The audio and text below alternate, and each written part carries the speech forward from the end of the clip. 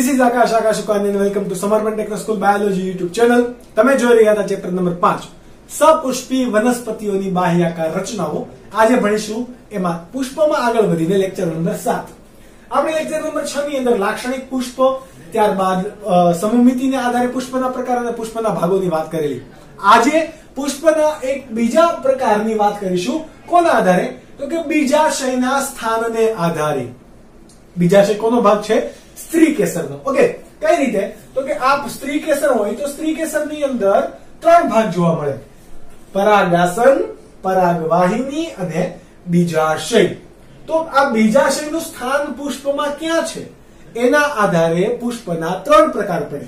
આના સિવાય તમારે કેવું હોય તો કે બીજાશયના સ્થાનના સાપેક્ષે પુષ્પના અન્ય ચક્રો જેમ કે વજ્રપત્રો, દલપત્રો અને પુંકેસર ચક્રો કયા સ્થાનેથી ઉત્પન્ન થાય છે એના આધારે પુષ્પના કેટલા પ્રકાર પડશે? 3. બીજાશયના સ્થાનને આધારે અથવા તો બીજાશયના સ્થાનને સાપેક્ષે અન્ય ચક્રોના ઉદ્ભવ સ્થાન ક્યાં છે એના આધારે કેટલા પ્રકાર પડશે? 3. કયા કયા? તો કે અધોજાયી પુષ્પ. આપણે અહીંયા ચાર્ટ પાડીને લખીએ. ઓકે, પેલો છે અધોજાયી પુષ્પ, ત્યારબાદ છે પરિજાયી પુષ્પ અને ત્રીજો છે ઉધ્વજાયી પુષ્પ. કયા કયા? પરિજાયી, ઉધ્વજાયી અને અધોજાયી. ત્રણના તમે અધો એટલે કે નીચે, પરી એટલે કે સમાન, ઉધ્વ એટલે કે ઉપર. ત્રણના તમારે આ નામ પરથી જ પ્રકાર યાદ રાખવાના છે. ઓકે, આપણે આમાં ઉદાહરણ પણ યાદ રાખીશું, પણ એ પહેલા ડિટેલમાં પહેલા સમજીએ કે બીજાશયનું સ્થાન. બીજાશય ક્યાં આવેલું હોય? પુષ્પ દંડ ઉપર આવેલું હોય. પુષ્પાસન અને એના ઉપર કોણ આવેલું હોય? બીજાશય. ઓકે, આપણે આ ભાગ વડે પુષ્પાસન દર્શાવીએ. પુષ્પદંડ ઉપર શું આવેલું છે? પુષ્પાસન. બરાબર. પુષ્પાસનની ઉપર કોણ આવેલું હશે? તો કે અહીંયા બીજાશય. સપોઝ કે આ રીતે કોઈ બીજાશય અહીંયા આવેલું છે, થોડુંક આપણે જાડા પાતળાની અંદર ધ્યાન રાખીએ તો આવી રીતે. ઓકે, આ બીજાશય છે. બીજાશયના સ્થાનને આધારે આપણે કરવાનું છે તો અધોજાયી. તો અન્ય સાપેક્ષ ઘટકો છે જેમ કે વજ્રપત્ર, દલપત્ર કે પુંકેસર, એનું સ્થાન સાપેક્ષ રીતે ક્યાં આવવું જોઈએ? બીજાશયથી નીચે. તો એટલા માટે આપણે એને કેવો પ્રકાર કીધો છે? અધોજાયી પુષ્પ. જેમ કે અહીંયા દોરીએ તો કે આ કોણ છે? આપણા વજ્રપત્રો, ત્યારબાદ આ આપણા દલપત્રો. કયા? દલપત્રો કે જે વિવિધ રંગબેરંગી આકારના હશે અને એની નીચેથી જ કોણ ઉત્પન્ન થાય છે? પુંકેસર ચક્ર એટલે કે પુંકેસર, વનસ્પતિના નર ભાગ. અન્ય કોઈ પણ ઘટકો જુઓ. બીજાશયનું સ્થાન ક્યાં છે? તો કે એનું સ્થાન આ રહ્યું. બરાબર. એની સાપેક્ષે અન્ય 3 ઘટકોના સ્થાન જુઓ કેવા છે? નીચેથી ઉદ્ભવ થાય છે. એટલા માટે આને શું કીધું? અધોજાયી પુષ્પ. તો આ અધોજાયી પુષ્પની અંદર બીજાશય કેવા પ્રકારનું છે? ઉચ્ચસ્થ બીજાશય. અને બીજું શું કહેવાય? ઉચ્ચસ્થ બીજાશય. બીજાશય કેવા સ્થાને છે? ઉપરના ભાગે, સૌથી ઉપર. એટલા માટે એને શું કીધું? ઉચ્ચસ્થ બીજાશય અથવા તો અધોજાયી પુષ્પ. તમારે હવે આમાં કોણ યાદ રાખવાનું? ઉદાહરણ. 3 ઉદાહરણ યાદ રાખવાના. કયા કયા? તો કે રાઈ, રીંગણ અને જાસૂદ. કયા કયા? રાઈ, રીંગણ, જાસૂદ. તમે તમારી રીતે અહીંયા ચાવી બનાવી શકો, પણ 3 ની અંદર તો તમે શું ચાવી બનાવો? 2-3 વખત આ વાંચશો ત્યાં તમને નામ યાદ રહી જશે. ઓકે, તો પણ તમારે નામ યાદ રાખવું હોય, ઓકે, તો યાદ રાખી શકો. રાજારી. કેવું? રાજારી. આવી ચાવી બનશે. બરાબર. તો આમાં તમે સમજી શકો કે બીજાશય કેવા છે? ઉપરના ભાગે. અને અન્ય બધા પત્રો કે અન્ય ચક્રો કેવા છે? નીચેના ભાગેથી ઉત્પન્ન થાય છે. એટલા માટે એને શું કીધું? અધોજાયી પુષ્પ. ત્યારબાદ આપણે જોઈએ પરિજાયી પુષ્પ. પરીનો મતલબ થશે મધ્યસ્થ સ્થાન. કેવો? પરી એટલે કે મેં, બરાબર, પેલી પરી નહીં, તુમ હુસ્ને પરી, તુમ જાને જહાં, તુમ સબસે હસી, તુમ, બરાબર, એ નહીં, પરંતુ પરિજાયી પુષ્પનો પરિજાયી અધો અને ઉધ્વની સાપેક્ષનો મતલબ થશે મધ્યસ્થ સ્થાન. ઓકે, તો આપણે અહીંયા ફરીથી દોરીએ. કોણ? પુષ્પાસન. કોણ? પુષ્પાસન. આ સોરી, આ બહુ મોટું થઈ ગયું પુષ્પાસન, પરંતુ આ છે તમારું પુષ્પાસન. પુષ્પાસનના સ્થાને એની વચ્ચેથી અહીંયાથી કોણ ઉત્પન્ન થયેલું છે? સ્ત્રીકેસર. કોણ છે? સ્ત્રીકેસર. સ્ત્રીકેસરનો આ ભાગ કોણ? બીજાશય. બીજાશય ત્યારબાદ અહીંયાથી બીજા બધા પત્રો ઉત્પન્ન થશે. આ કોણ છે? વજ્રપત્ર, દલપત્ર અને પુંકેસર ચક્ર, એટલે કે પુંકેસર. ઓકે, તો જુઓ, આ બીજાશયનું મધ્યસ્થ આપણે મોસ્ટલી મધ્યસ્થ સ્થાન લઈશું. તો મધ્યસ્થ સ્થાન પણ બીજાશયનું કયું થશે? આ ધરી અહીંયા આ. તો એની સાપેક્ષે આ બધા જુઓ, બરાબર? સોરી, મધ્યસ્થ સ્થાન કયું થશે બીજાશયનું? આ. ઓકે, તો એની સાથે સાથે જ બધા ચક્રો પણ કે એની સાથે ઉત્પન્ન થાય છે. અથવા તો આ પુષ્પાસનની અંદર બીજાશય થોડુંક ખૂંપેલું છે, આખું નહીં પરંતુ થોડું ખૂંપેલું છે, એટલે આ બધા જ ચક્રોનું ઉદ્ભવ સ્થાન એક સમાન સમતલમાં છે. તમારે આ આકૃતિ ચોપડીમાં આપી એ પ્રમાણે, અથવા તો બીજી રીતે પણ જો સમજવું હોય તો આ રીતે પણ સમજી શકાય. આ કોણ છે? બીજાશય, એટલે કે સ્ત્રીકેસરનું આ બીજાશય. ત્યારબાદ પુષ્પાસન આવું રકાબી આકારનું હશે, બરાબર? અને ત્યાંથી જ બધા જ ચક્રો ઉત્પન્ન થતા હોય તો પણ એ કયું છે? પરિજાયી પુષ્પ. એટલે કે એક જ સમતલમાં આવેલા હોય એટલે આપણે અહીંયા પરિજાયી પુષ્પ કહી શકાશે. આ જો એક જ સમતલમાં, તમને ચોપડીની અંદર આકૃતિ થોડીક ડિટેલમાં અને થોડીક ઊંડાણપૂર્વક આપેલી છે એટલા માટે. આ પ્રકાર પણ કયો છે? પરિજાયી પુષ્પ. પરિજાયી પુષ્પની અંદર બીજાશય ક્યાં છે? અધવચ્ચે. તો આને કેવું કહેવાશે? બીજાશય. અર્ધ અધહસ્થ બીજાશય. કેવું? અર્ધ અધહસ્થ બીજાશય. કેવું? અર્ધ અધહસ્થ. થોડુંક નીચે છે પરંતુ અડધું ખૂંપેલું એવું બીજાશય, એટલે કે અર્ધ અધહસ્થ બીજાશય. ઉદાહરણ કોને કોને યાદ રાખશો? તો કે ગુલાબ, જરદાળુ અને આલુ વૃક્ષ. આપણે આલુ ખાઈએ ને એ, એટલે કોણ કોણ? આલુ વૃક્ષ, ત્યારબાદ ગુલાબ અને જરદાળુ. ત્રણ યાદ નામ તમારે રાખવાના. જરદાળુ નહીં પરંતુ જરદાળુ. આ પ્રકાર કોનો છે? પુષ્પના અંદર બીજાશયના સ્થાનને આધારે પુષ્પનો પ્રકાર હતો, તો બીજાશયનો પ્રકાર તમને પૂછે તો અર્ધ અધહસ્થ બીજાશય. આ એક વસ્તુ તમારે યાદ રાખવાનું. ત્યારબાદ ઉધ્વજાયી પુષ્પ. ઉધ્વજાયી પુષ્પની અંદર બીજાશય કેવું હશે? સૌથી અંદર. પુષ્પના અન્ય ભાગો એના ઉપરના ભાગેથી ઉત્પન્ન થાય છે, તો એને કયું કહેવાશે? ઉધ્વજાયી પુષ્પ. જેમ કે અહીંયા આપણા પાસે કોઈ વનસ્પતિના સ્ત્રીકેસરનું બીજાશય છે, બરાબર? તો એમનું પુષ્પાસન, વનસ્પતિનું પુષ્પાસન આખું બીજાશયના રીતે ઢાંકતું કે ઘેરેલું હશે. બીજાશય જુઓ, અંદર એકદમ અંદર ખૂંપેલું છે, તો પુષ્પના અન્ય બધા જે ચક્રો છે એ ક્યાંથી ઉત્પન્ન થશે? પુષ્પાસનના આ ભાગેથી. પુંકેસર ચક્રો, દલપત્ર અને વજ્રપત્ર. જુઓ, સ્ત્રીકેસરનું બીજાશય સૌથી અંદર અને બધાની ઉપર કોણ છે? એટલે કે આનું સમતલ બધાનું અહીંયા આવ્યું અને આ ભાગનું સમતલ અહીંયા આવ્યું. બીજાશયથી ઉપરના અથવા ઊંચા અથવા તો ઉપરના ભાગેથી કોઈ પણ અન્ય પત્રનો ઉદ્ભવ થાય છે, તો વોટ ઇઝ? ઉધ્વજાયી પુષ્પ. બીજાશય અહીંયા કેવા પ્રકારનો છે? સૌથી અંદર, અથવા એટલા માટે એને આ બીજાશયનો કેવો પ્રકાર થશે? અધહસ્થ બીજાશય. કેવું? અધહસ્થ બીજાશય. જ્યારે પણ તમને આ સવાલ પૂછે, અને બહુ મોસ્ટ આઈએમપી સવાલ છે 3 માર્ક્સની અંદર, તો યસ, તમારે 3 માર્ક્સની અંદર પૂછે તો આ 3 આકૃતિ દોરવી પડશે. બહુ સિમ્પલ છે અને આકૃતિ પરથી જ લખાણ છે, એટલા માટે તમે આમાં જો આકૃતિ યાદ રાખો તો સૌથી વધારે બેટર છે. ઓકે, ઉદાહરણ તમે કોનું યાદ રાખશો? ઉપરીજાયી પુષ્પની અંદર જામફળ, કાકડી અને સૂર્યમુખીના કિરણો. કોણ કોણ? જામફળ, કાકડી, ઇવન સફરજન પણ. સફરજનની અંદર પણ, અને સફરજનની અંદર જે ભાગ તમે હકીકતમાં ખાવ છો એ ફળ નથી, એ પુષ્પાસન ખાવ છો. ફળ એની અંદર છે, બરાબર, જેને આપણે રિમૂવ કરી દઈએ છીએ, અને એની અંદર શું છે? બીજ છે. એટલે હકીકતમાં આપણે સફરજનમાં ખાઈએ છીએ શું?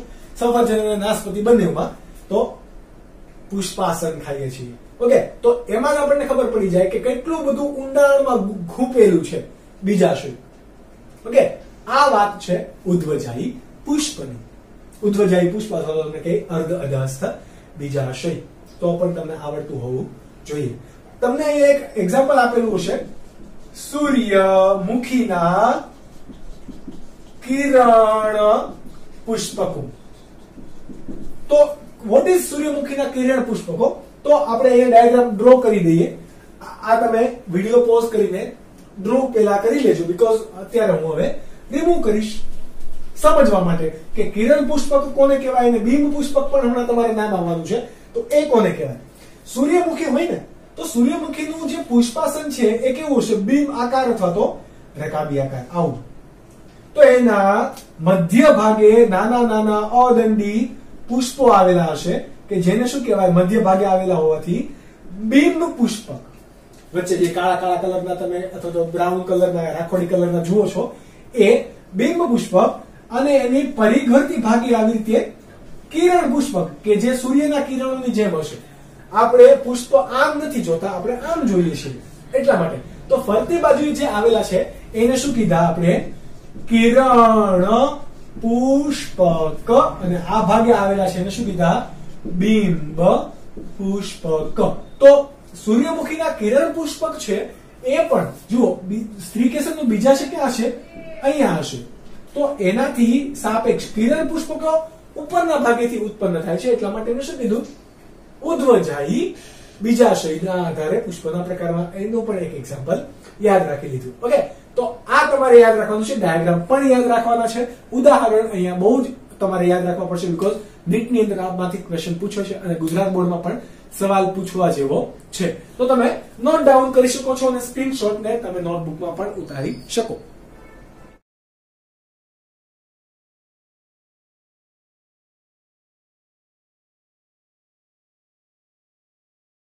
ત્યારબાદનો ટોપિક છે કે પુષ્પના ભાગો અથવા તો પુષ્પના ચક્રો વિશે સવિસ્તર નોંધ લખો. ટૂંક નોંધ પૂછે તમને. આ સવાલ આપણે 4 ભાગની અંદર વહેંચશું. તમને 2 માર્ક્સની અંદર પૂછી શકે, 4 માર્ક્સની અંદર પૂછી શકે અને 3 માર્ક્સની અંદર પણ પૂછી શકે. કઈ રીતે પૂછશે? Let's see. ઓકે, પુષ્પીય ચક્રો, તો કે મુખ્ય અહીંયા વનસ્પતિના 2 ચક્રો પડશે. કેટલા? 2 ચક્રો. કયા કયા? તો કે પહેલું છે એ સહાયક ચક્રો અને બીજું છે એ કયા છે? પ્રજનન ચક્ર. કયા કયા? સહાયક ચક્ર અને પ્રજનન ચક્ર. હવે સહાયક ચક્રની અંદર કોનો કોનો સમાવેશ થશે? વજ્ર ચક્ર અને દલ ચક્ર. જ્યારે પ્રજનન ચક્રની અંદર કોનો કોનો સમાવેશ થશે? તો કે પુંકેસર ચક્ર અને સ્ત્રીકેસર ચક્ર. આ ચક્રના દરેક ઘટકને શું કહેવાય? પત્ર. જેમ કે વજ્ર ચક્ર શાનું બનેલું હોય? વજ્રપત્રના બધા જ ભાગો ભેગા મળીને શું બનાવે? વજ્ર ચક્ર. એવી રીતે દલપત્ર ભેગા મળીને શું બનાવે? દલ ચક્ર. પુંકેસર બધા ભેગા મળીને પુંકેસર ચક્ર. એવી રીતે સ્ત્રીકેસર બધા ભેગા મળીને સ્ત્રીકેસર ચક્ર બનાવશે. આ પૈકી પુંકેસર અને સ્ત્રીકેસર ચક્ર, પુંકેસરની અંદર પરાગરજ હશે. પરાગરજ કે જે જનન કોષો ધરાવશે અને નરજન્યુ એટલે કે વનસ્પતિના નર પ્રજનન અંગ તરીકે ઓળખાશે. જ્યારે સ્ત્રીકેસર ચક્ર છે એ માદા જન્યુ અથવા તો શું ધરાવે? અંડક ધરાવતા હશે. માદા જન્યુ અથવા તો અંડક ધરાવતા હોય એટલા માટે એ કેવા પ્રતિનિધિત્વ, શાનું પ્રતિનિધિત્વ કરશે? માદાપણાનું અથવા તો સ્ત્રી તત્વનું. જ્યારે વજ્ર ચક્ર અને દલ ચક્ર છે, વજ્ર ચક્ર એ આપણે ડિટેલમાં વાત કરીએ તો એ બંને પ્રજનનની અંદર સહાય કરશે અથવા તો વનસ્પતિના પુષ્પને ટકી રહેવા માટે મદદ કરશે, એટલા માટે એને સહાયક ચક્ર કીધું. તો આ પૈકી પહેલું આપણે ભણીએ કોણ? વજ્ર ચક્ર. પહેલું જ વજ્ર ચક્ર. વજ્ર ચક્રને કહેવાશે ઇંગ્લિશમાં કેલિક્સ. કેવું કહેવાશે? કેલિક્સ. શા માટે આપણે ઇંગ્લિશ નામ યાદ રાખવાનું છે? તો તમે આ ચેપ્ટરના એન્ડમાં ભણશો પુષ્પીય સૂત્ર. તો પુષ્પીય સૂત્રમાં વજ્રચક્રને કઈ સંજ્ઞા વડે દર્શાવવામાં આવશે? સી વડે. કોના વડે? સી વડે. ઓકે. હવે વજ્રચક્ર છે એ પુષ્પનું સૌથી બહારનો ભાગ છે. કેવો છે? પુષ્પનો સૌથી બહારનો ભાગ. સૌથી બહારનો ભાગ કેવા કલરનો હશે? તો કે લીલા કલરનો. કેવા કલરનો? લીલા કલરનો. જે ઘણા બધા પરનો જેવા ભાગ ભેગા મળીને શું બનાવશે? વજ્રચક્ર. હવે આનું કામ શું હશે? તો કે વનસ્પતિમાં જ્યારે કળીઓ ખીલેલી હોય આવી રીતે પુષ્પની, બરાબર, અહીંયા નાના નાના પુષ્પના ભાગ દેખાતો હોય, તો સૌથી બહાર કલિકા અવસ્થામાં આ વજ્રચક્રો શું બંધ હશે? બંધ હશે એટલે અંદર જે કોઈ પણ રચના વિકાસ પામી રહી છે એને રક્ષણ આપશે. એટલે કઈ અવસ્થામાં? કલિકા અવસ્થામાં રક્ષણ આપવાનું કામ કોણ કરશે? વજ્રચક્ર. કોણ? વજ્રચક્ર. હવે આ વજ્રચક્ર કે જે ઘણા બધા વજ્રપત્રોનું ભેગા મળીને બનેલું છે એ બે પ્રકારના હશે. કયા કયા? તો કે જો આ બધા જ વજ્રપત્રો કેવા છે? જોડાયેલા છે તો એને શું કહેવાશે? યુક્ત વજ્રપત્રી. યુક્ત વજ્રપત્રી વજ્રચક્ર એટલે કે બધા જ વજ્રપત્રો જોડાયેલા છે. જ્યારે બીજો કયો હશે? તો મુક્ત વજ્રપત્રી. બધા જ એકબીજાથી કેવા હશે? છૂટા છૂટા હશે. જોડાયેલા નથી તો છૂટા, જોડાયેલા છે તો યુક્ત વજ્રપત્રી વજ્રપત્ર. આ વાત હતી વજ્રચક્રની. ત્યારબાદ તમારા પાસે બીજું ચક્ર કયું છે? સહાયકની અંદર જ દલ ચક્ર. કયું છે? દલ ચક્ર. દલ ચક્રને આપણે શું કહેવાશે? દલ ચક્ર. દલ ચક્ર શાનું બનેલું હોય? તો કે દલપત્રોનું. દલ ચક્રને તમારે અહીંયા કહેવાશે કોરોલા. કેવું કહેવાશે? કોરોલા નહીં, કોરોલા. હવે આ કેલિક્સ અને કોરોલાની બંનેની સંજ્ઞા કેવી થઈ જવાય? ભેગી થઈ જવાય છે. એટલા માટે આને આપણે અલગ સંજ્ઞા કે વડે દર્શાવીશું. પુષ્પીય સૂત્રની અંદર કોના વડે દર્શાવીશું? કે વડે. ઓકે. તો આ બધા તમારે જે વજ્રપત્ર કોણ, ત્યારબાદ દલપત્ર કોણ, પુંકેસરને તમે કઈ રીતે દર્શાવવું, આ બધું જ તમે શીખશો અહીંયા. ઓકે. આ વાત તમારે યાદ રાખવાની છે. સોરી, આપણે અહીંયા ઊંધું કર્યું કે વજ્રચક્ર છે એને કે વડે દર્શાવીશું, જ્યારે કોરોલાથી સી વડે દર્શાવીશું. બરાબર? બંને સંજ્ઞા સેમ થઈ જાય છે એટલા માટે. ઓકે. સી ફોર કે ફોર વજ્રચક્ર, સી ફોર દલચક્ર. દલપત્રો કેવા હશે? તો કે વિવિધ આકારના, રંગબેરંગી અને ઘણીવાર કેવા હશે? સુગંધી દાર પણ હોય. એટલે રંગબેરંગી, વિવિધ આકારના અને સુગંધીદાર. કેમ રંગબેરંગી અને સુગંધીદાર હશે? તો આપણને આકર્ષવા નહીં. વનસ્પતિને જો પ્રજનન કરવું હોય, એટલે કે લિંગી પ્રજનન કરવું હોય, તો એ પ્રજનન માટે બીજા પુષ્પમાંથી પરાગરજ આવવી જોઈએ. એટલે એને આપણે શું કહેતા હતા? પરાગનયન. શું કહેતા હતા? પરાગનયન. પરાગનયન પવન દ્વારા થાય, પાણી દ્વારા થાય, પરંતુ સૌથી વધારે પ્રમાણમાં કોના દ્વારા થાય? કીટકો દ્વારા. પરાગનયન માટે આ કીટકો છે એને આકર્ષવાનું કાર્ય કોણ કરશે? દલપત્ર. કોણ? દલપત્ર. કારણ કે એનામાં એવો મસ્ત કલર છે કે જે આંખમાં ચમકી ઉઠે. બરાબર? મધમાખી છે, ભમરો છે, અન્ય કોઈ પણ કીટકો છે, એ પુષ્પમાં સુગંધીદાર રસ છે કે કોઈ કલર છે એના કારણે ત્યાં જાય છે, આશરો લેવા જાય છે. તો ત્યાં એના પુંકેસર પર આવેલી પરાગરજ એના પગ સાથે ચોંટશે અને બીજા કોઈ પુષ્પમાં પણ આવી રીતે આકર્ષણ પામીને જાય છે તો એના સ્ત્રી કેસરના પરાગાસન પર એ પરાગરજ મુક્ત થશે અને આ રીતે એમાં પ્રજનન થશે. ઓકે.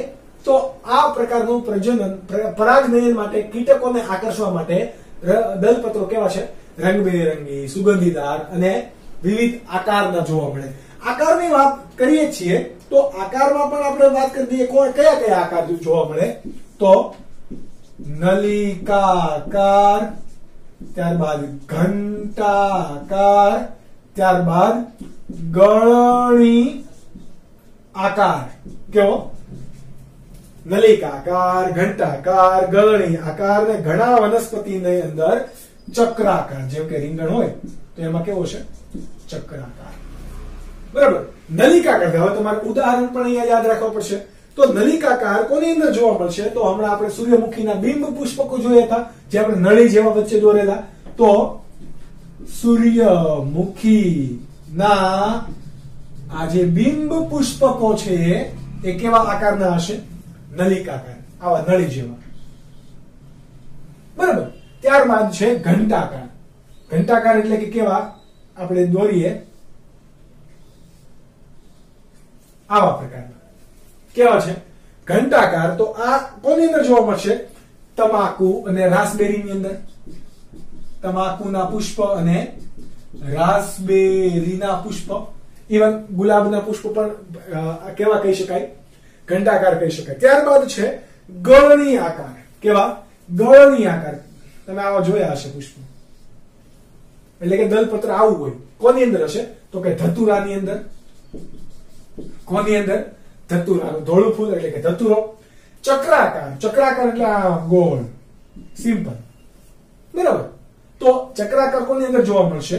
રીંગણની અંદર. તો આ વિવિધ આકારના પુષ્પ જસ્ટ ખાલી એક્ઝામ્પલ તમને યાદ રાખવા માટે છે. ઇવન તમને નોટબુકમાં, સોરી, એનસીઈઆરટી બુકની અંદર પણ આપેલા હશે. નીટ માટે પણ એટલા જ ઇમ્પોર્ટન્ટ છે. તો આ વિવિધ આકારના છે. હવે જેવી રીતે અહીંયા યુક્ત વજ્રપત્રી અને મુક્ત વજ્રપત્રી હતું, એવી રીતે અહીંયા દલપત્રો પણ કેવા પ્રકારના હશે? બે પ્રકારના. કયા કયા? જો બધા જ દલપત્રો એક સાથે એકબીજા વડે જોડાયેલા છે તો એને શું કહેવાશે? યુક્ત દલપત્રી. અને બધા જ એકબીજાથી કેવા છે? છૂટા છવાયા અને મુક્ત છે તો એને શું કહેવાય? મુક્ત દલપત્રી. હવે તો મુક્ત પ્રકારના દલપત્રો ધરાવે છે પુષ્પ, એવું કહી શકાય? તો કે યસ. તો આ વાત હતી બંને કોની? સહાયક પુષ્પીય ચક્રો, કે જે વનસ્પતિને એક રક્ષણ આપવામાં સહાય કરશે અને બીજું પરાગનયન કરવા માટે સહાય કરશે. એટલા માટે બંનેને કેવા કીધા? સહાયક ચક્રો.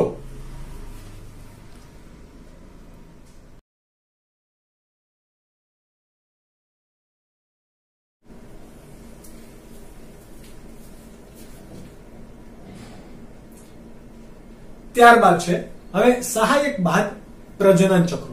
પ્રજનન ચક્રની અંદર પહેલા કોની આપણે ચર્ચા કરીશું? પુંકેસર ચક્રની. કોની? પુંકેસર ચક્ર.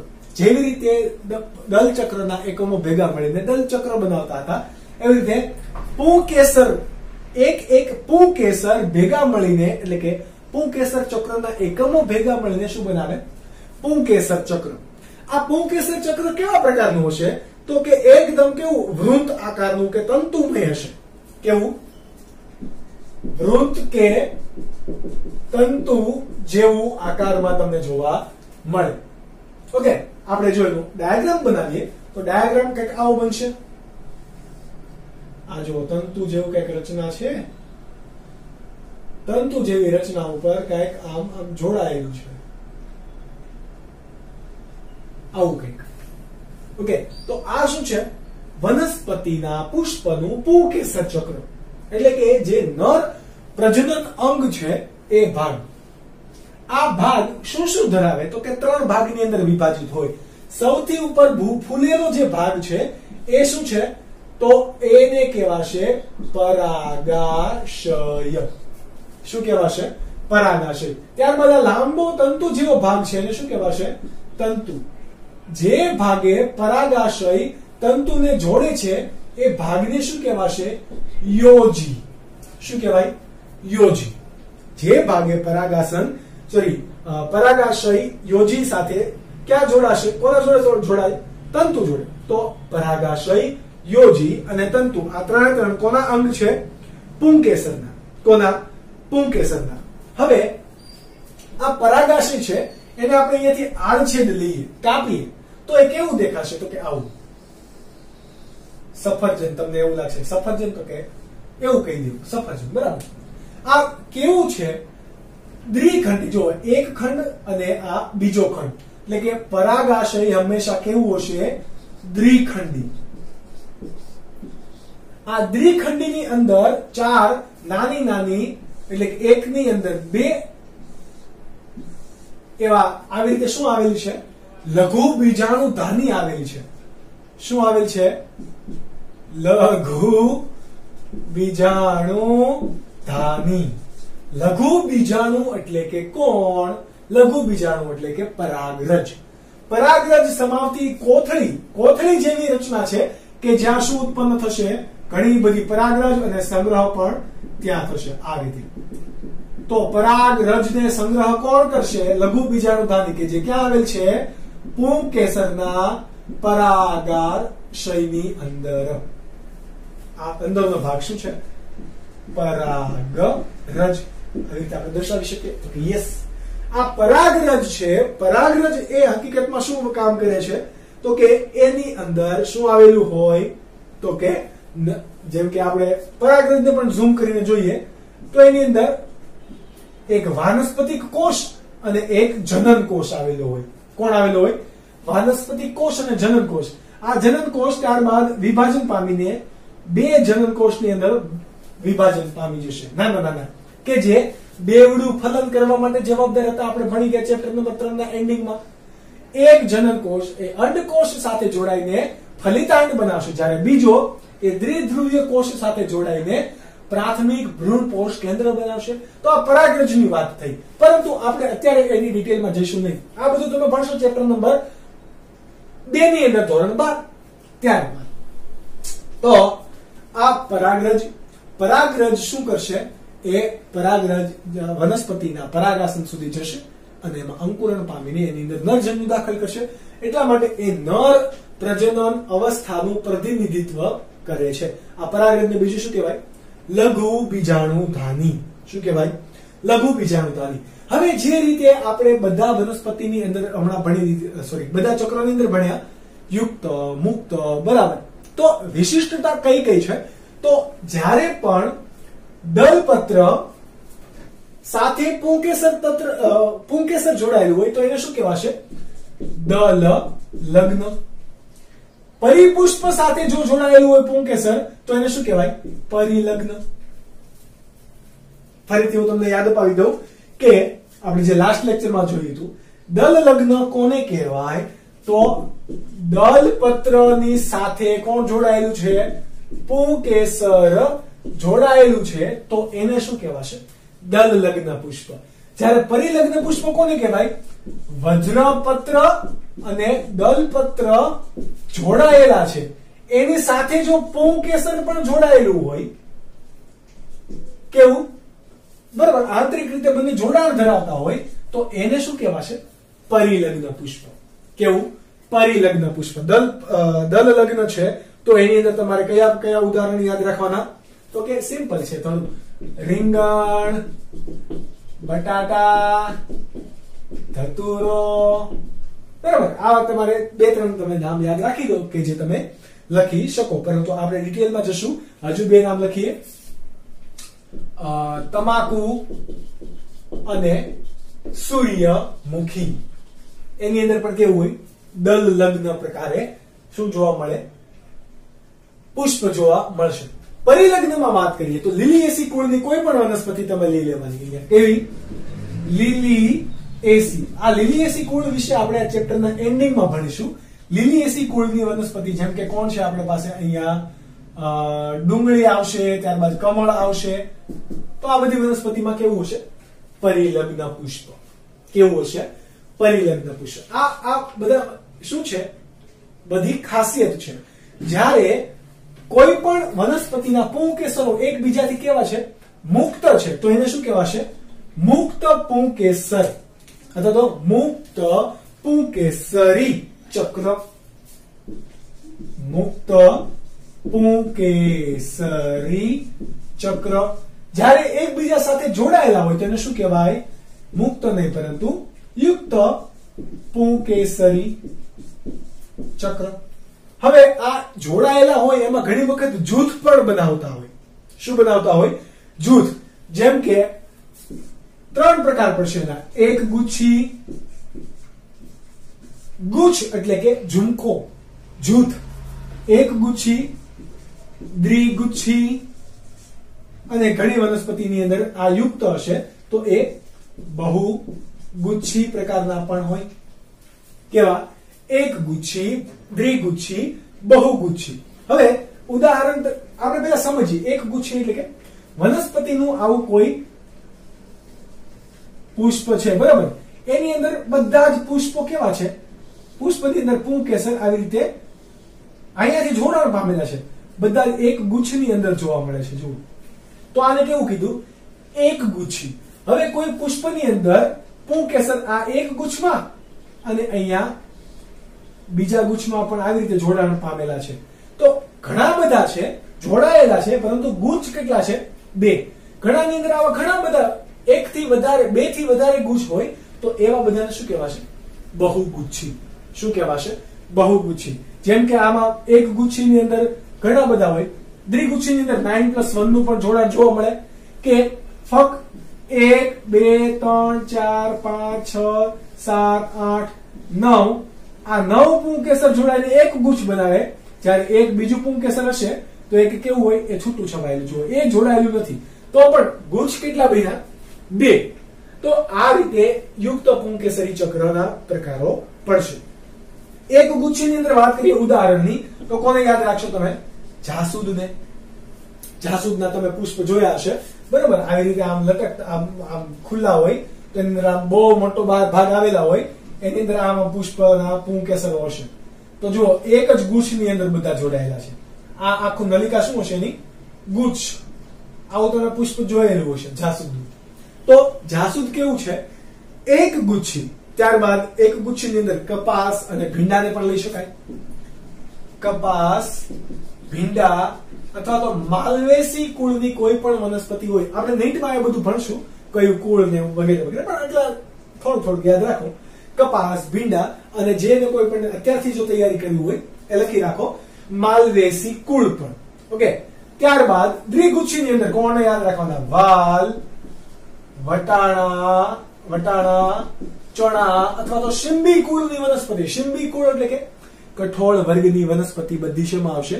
શિંબી કુળમાં. તો લખી દેવાનું દ્વિગુચ્છી. ત્યારબાદ એક કરતા વધારે તો કે ખાટા ફળની અંદર કોણ? તો કે લીંબુ. લીંબુની અંદર શું જોવા મળશે? બહુગુચ્છી પ્રકારનું પુંકેસર જોવા મળે. તો આ વાત હતી પુંકેસર ચક્રની. આ નર પ્રજનન તરીકે ઓળખાય. નર પ્રજનન ચક્ર છે. માદા પ્રજનન ચક્ર આપણી પાસે એટલે કે પુષ્પનું કોણ? સ્ત્રીકેસર ચક્ર. સ્ત્રીકેસરના અંદર પણ કેટલા ભાગો પડશે? 3. જેવી રીતે પુંકેસરની અંદર ભાગ પડતા હતા એવી રીતે અહીંયા પણ 3. ઓકે. સ્ત્રીકેસર ચક્ર ની અંદર બીજાશય, પરાગ વાહિની. આપણે જો આકૃતિ દોરીએ તો આવી બનશે કંઈક. જો કે આપણે ક્યારના દોરીએ છીએ, આવી કંઈક આકૃતિ હશે. આવા પ્રકારનું આપણે થોડું ડિટેલમાં દોરીએ એટલે થોડું મોટું તમને દેખાશે. પણ 3 ભાગોને આપણે કઈ રીતે ડિવાઈડ કરશું? આ ભાગને શું કહીશું? બીજાશય. ત્યારબાદ ઉપરના ભાગને શું કહીશું? પરાગાસન. કે જ્યાં પુંકેસરની એટલે કે અન્ય કોઈ પુષ્પની પરાગરજ આવીને સ્થાન પામવાની છે અને આસન આપતી રચના એટલે કે પરાગરજને આસન આપતી રચના પરાગાસન. પરાગરજ ની અંદરથી નીકળતી પરાગ વાહિની, પરાગ નલિકા એક નળિકાકાર રચનાની અંદર પસાર થશે. એને આપણે શું કહીશું? પરાગ વાહિની. તમને યાદ છે પરાગ નલિકા તો કે પરાગરજનું અંકુરણ પામે એ, અને પરાગ વાહિની તો કે સ્ત્રીકેસરનો ભાગ છે એ. બંને કેવા છે? અલગ અલગ. આપણે ડિટેલની અંદર જો વાત કરીએ તો આ ભાગને આપણે પહેલા પરાગાસનથી ચાલુ કરીએ. તો પરાગાસન એ કેવું છે? એકદમ સ્ત્રીકેસરના ટોચ પર આવેલું. કેવું છે? ટોચના સ્થાને પરાગ રજ ગ્રહણ કરતું અંગ છે, બરાબર. ત્યારબાદ પરાગવાહિનીની વાત કરીએ તો કેવું છે? બીજાશયની ઉપર. કોના પર? બીજાશયની ઉપર લંબાયેલો નળાકાર નલિકામય ભાગ કે જેને શું કહેવાય પરાગવાહિની કે જેનું કામ શું હશે પરાગ નલિકાને પ્રસરવા માટેની જગ્યા આપશે ત્યારબાદ સૌથી નીચે તલસ્થ ભાગ કેવો ભાગ તળિયાનો ભાગ એટલે કે તલસ્થ ભાગ જે ફૂલેલો છે એને શું કીધું બીજાશય કે જેની અંદર શું હશે અંડકો હશે અને કોઈ પણ ફલનની પ્રક્રિયા છે એ ક્યાં થશે બીજાશયની અંદર ક્યાં ફલનની પ્રક્રિયા તો આપણે જેને બેવડું ફલન કહીએ છીએ એ ક્યાં થશે બીજાશયની અંદર આ તમારે યાદ રાખવાનું છે હવે અહીંયા પણ ખાસિયતો એવી હતી જેમ કે પરાગાસન છે તો પરાગાસન ઘણા વનસ્પતિની અંદર વિવિધ પ્રકારનું હશે